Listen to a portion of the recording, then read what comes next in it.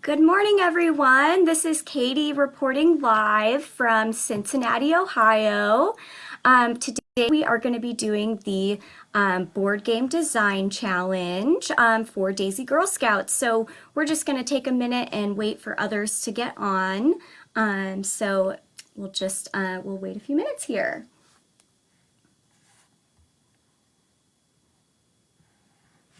All right, so if you're joining us now, can you introduce yourself in the comments just by saying your name, where you're watching from, and what is your favorite board game? I'll share with you my favorite board game. It's called Cribbage. It's a really old game that was invented in the 1600s. And this is what it looks like. It's a game with cards, but you are trying to get your little pieces to the finish line as fast as you can, and you can use cards to get points. So that's my favorite game.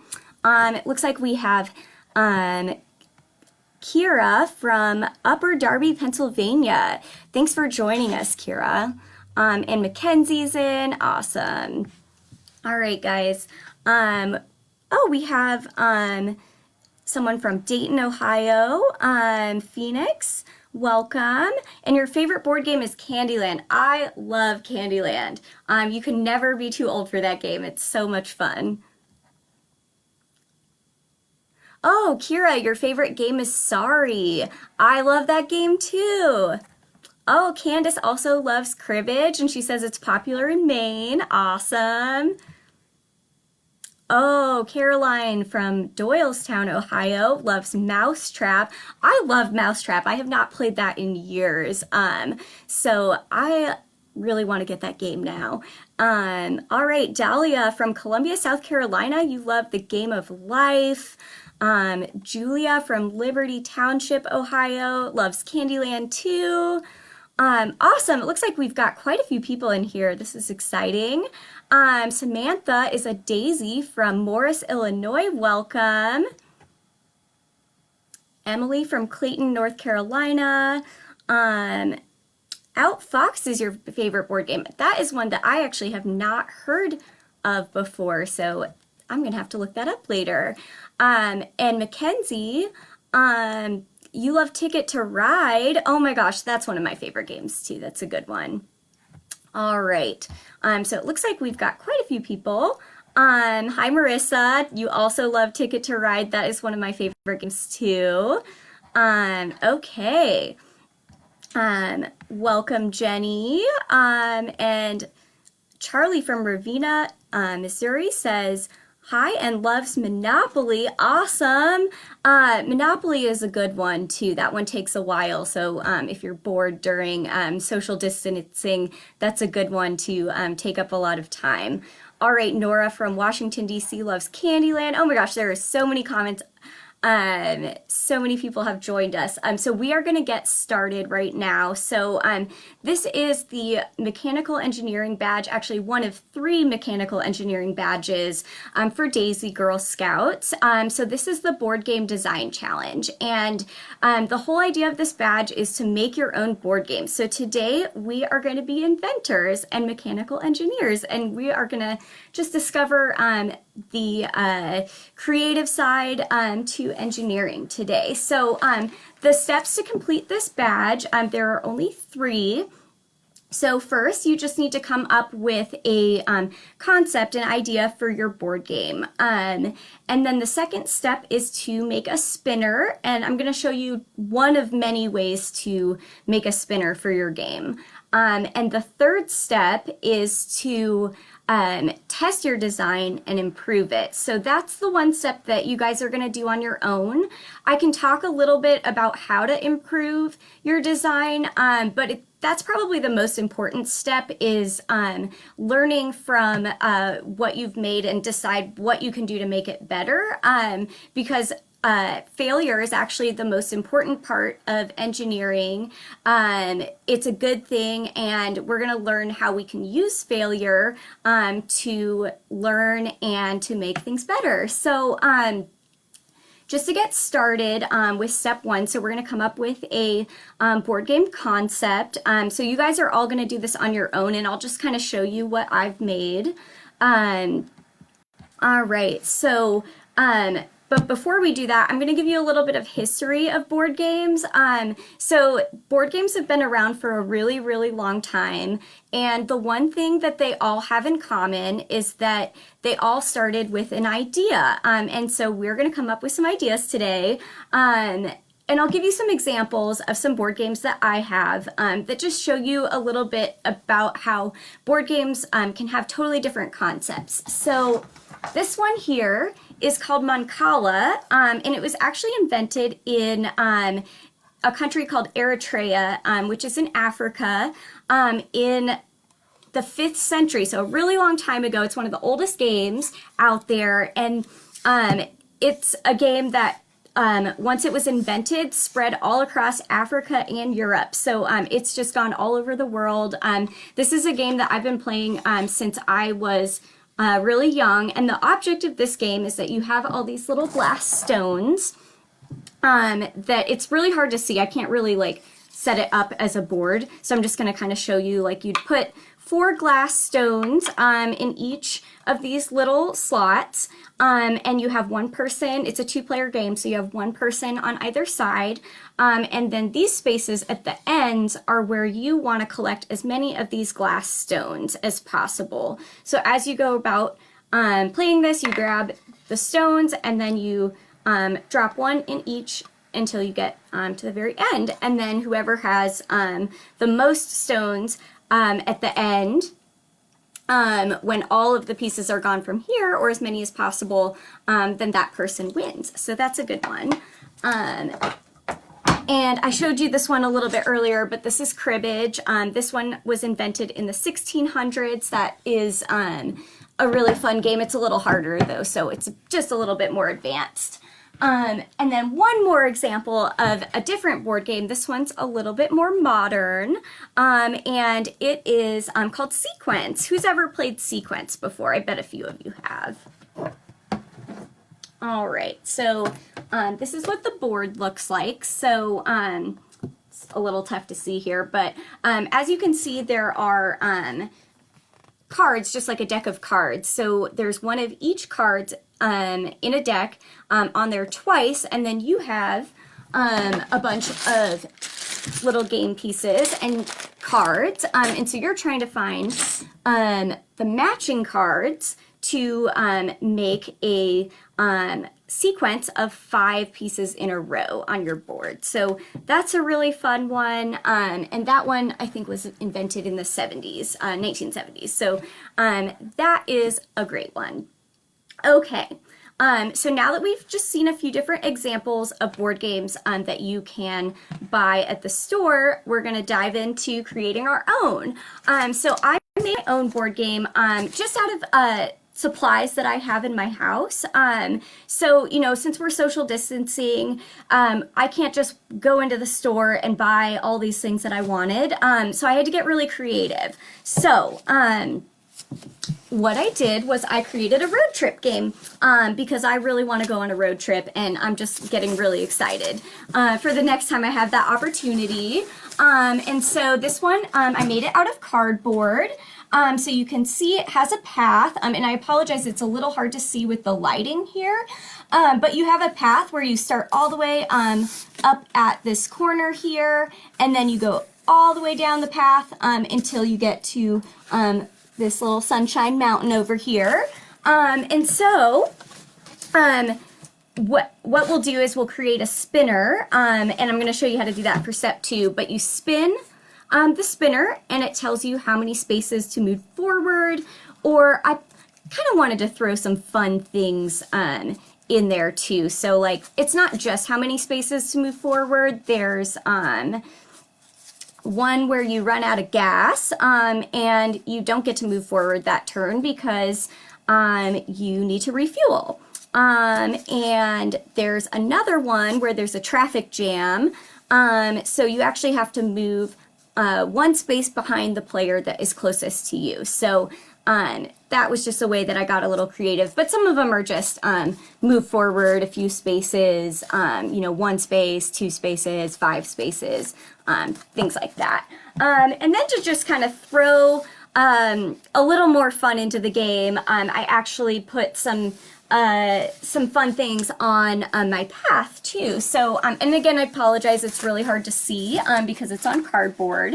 But over here, if you land on this one, you ran out, you actually forgot something at home, so you have to go all the way back up to the beginning. So hopefully you don't land on that one. If you land on this one down here, you get to cross the bridge and skip over a few spaces, so that's kind of fun. And then over here, if you land on this space, you made a wrong turn, and then you end up way back here. And then if you get all the way down here, really close to the end, and you land on this one, you have some car trouble, so you have to lose a turn, unfortunately. So it's kind of fun to throw in some creative things. I bet you guys are going to get really creative and come up with something even better than this. So I'm really excited to see what you guys come up with, and please share in the comments what you guys are thinking, and later you guys can show us what you created, send us pictures and videos of what you did. All right, so that's step 1 is coming up with a concept for your game, and step 2 is to create a spinner. So and like I said, the spinner doesn't just have to be like this. There's so many things that you can do. So you can put in how many spaces to move forward. You can do lose a turn. Depending on the concept of your game, you can put all sorts of different things in here. Maybe in the comments, tell us if you know of any other games out there that use spinners. I can think of a couple off the top of my head. I bet you guys are going to come up with one. Someone said, Amber said, a hiking camping game. That sounds fun. You know, I actually thought about doing a Girl Scout camp themed one, but now I think I'm going to have to create that later in my free time. All right. Great. So while you guys are thinking of some concepts, I am going to start showing you how to make this awesome spinner. So some supplies that you'll need are just a piece of cardboard. So just a small piece is fine. It is important that you have cardboard for this, whereas you can make your board game board on just about anything. You can use paper if you want. It's important you have a little bit thicker of a piece of cardboard here. You'll need a piece of paper and markers. You'll also need a paper clip, glue, and scissors and tape for this. So this one's already constructed, so I'm just going to deconstruct it a little bit. So you'll start by creating a circle.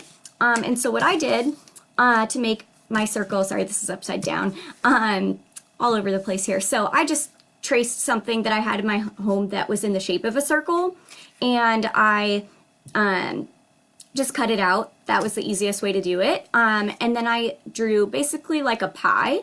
Looks kind of like a pie chart. So one thing that you can do to get creative too is all of these pieces don't actually have to be the same size. So as you can see, some of them are a little smaller and some of them are a little bigger. So this is your chance to get creative. You probably don't want to make one that's way too big or way too small, because if it's too small, then you probably wouldn't be able to tell if which one the spinner lands on, and if it's too big, you're probably going to get the same thing most of the time. So it's good to have varying sizes, but not too big or too small. So once you've cut out your circle and you've drawn your spinner, oh, looks like we've got a few answers here. Sneaky Snacky Squirrel has a spinner. I've never heard of that game. It sounds awesome. I'm going to have to look that up. That sounds great. Sounds like a good time. Shoots and Ladders has a spinner. I forgot about that. I haven't played that one in a long time. And Password has a spinner too. Great. Well, I actually have never played that one either. One thing that comes to mind off the top of my head is the game Twister. So if you've ever played that game, it's super fun. It tells you what color you need to put your hand or foot on. So that's a little different concept for a board game where you actually are the board game pieces. So that's kind of a fun one. Okay, so once you have cut out your circle, you're going to glue it onto the cardboard. And that gives it kind of a more level, like harder surface. And then you're going to want to cut out either cardboard, paper, whatever you want, a little arrow for your spinner. So I actually did two.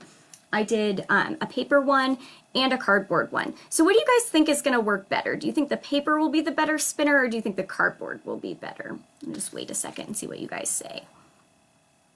Oh, Mousetrap has a spinner. Oh, yeah. You know, it's been a long time since I played that game, so I forgot that that had a spinner too. And I think I might have to order that one because that is a really fun game. Definitely a childhood favorite of mine. Okay.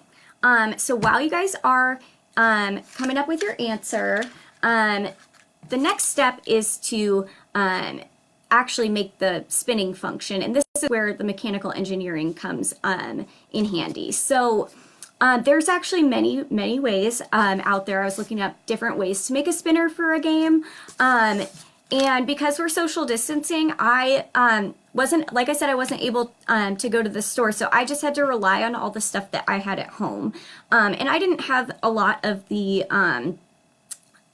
fancy supplies. Like I know you can use like those little metal brads. Those are really helpful. There are some other ways, which I'll actually post some other tutorials in the event page so you guys can see some different ways to do this. But what I did was I used a paper clip. So what you're gonna do is, I have a really small one. You could really use any size, and actually probably a bigger one would be better. So you're going to undo it. So basically just straighten it out as much as possible. Now, if your parents have like needle nose pliers, it might make this go a little bit quicker, but I didn't use them. It just takes a little longer, and you have to kind of be just a little bit more, you have to use a little more elbow grease here. Okay, so a lot of people are saying that they think the cardboard will work better, and I think you might be right. So, all right. So then once you have kind of a straight line from your paper clip, you are trying to get a little curve in it, and then also that 90-degree angle right here. And that's really the most important piece, is that angle. So you're going to want to bend it and just kind of like curl it in as much as possible. So there's that. And then we'll just go with the one that I created. So once you have this piece, then you're going to want to poke a hole in your arrow, and then also in your spinner. And the paper clips that I have didn't really work that well, so I used a pen that was a little sharp to create that hole. So just be careful. Maybe have your parents help you if so you don't use anything too sharp. I had a little trouble cutting through the cardboard. But let's try it with the paper first, see what happens. So you're gonna then, so you've got a hole in there, and you just put it right through, and then you put it right through the cardboard. And then what you're gonna wanna do is have that 90-degree angle right here. So you're gonna hold that down, and I use some tape to kind of hold this down a little bit better. And that just keeps it in place. And you're also going to want to make sure that the hole is a little bit from the hole in your spinner is just a little bit bigger than the paper clip, because it needs to be free to move around. So once that's all in place, you can start spinning it, see what happens. Okay, so, well, the paper didn't work too well, so let's try it with the cardboard. I think you guys are right. I think the cardboard piece might be a little better. So let's give that a try. So we're going to poke it right through and poke it back through the spinner. And then we're going to grab our piece of tape and make sure that it is held down really easily. Hopefully you guys can see that okay. All right. So here we go. Let's test it. All right, that worked a lot better, didn't it? Okay, so the cardboard wins. You guys are so smart. Okay, and what did it say? It said move forward one space. Sweet. All right, so that is how you create a spinner, and that is, like I said, just one way to do it. I'm gonna post a few different options so that you guys can try a bunch of different ways if you would like. All right, so like I said, we were just going to talk about step 3, which is to test your design and improve it. So as you play your game, you might find that there's ways to improve your spinner like we just did. You might find that maybe the way that you designed your game might be too difficult, or maybe it takes too long. Maybe you realize that there weren't enough spaces and your game was over in 5 minutes, and then maybe you need to make it a little bit longer. So come up with some different ways that you can improve your game, and ask for some feedback from your friends and family, and that's how you learn from your design. So it's really important that you do that. Again, it's the most important part of engineering is to test your design and improve it. So that is pretty much all that we have for today. So definitely show us your design when you guys finish. We would love to see what board game concepts you come up with. I'm sure there's going to be some really amazing ones out there, and I'm just so excited to see what you guys have. So just to recap what we did today, for the Board Game Design Challenge, we came up with a concept for a board game.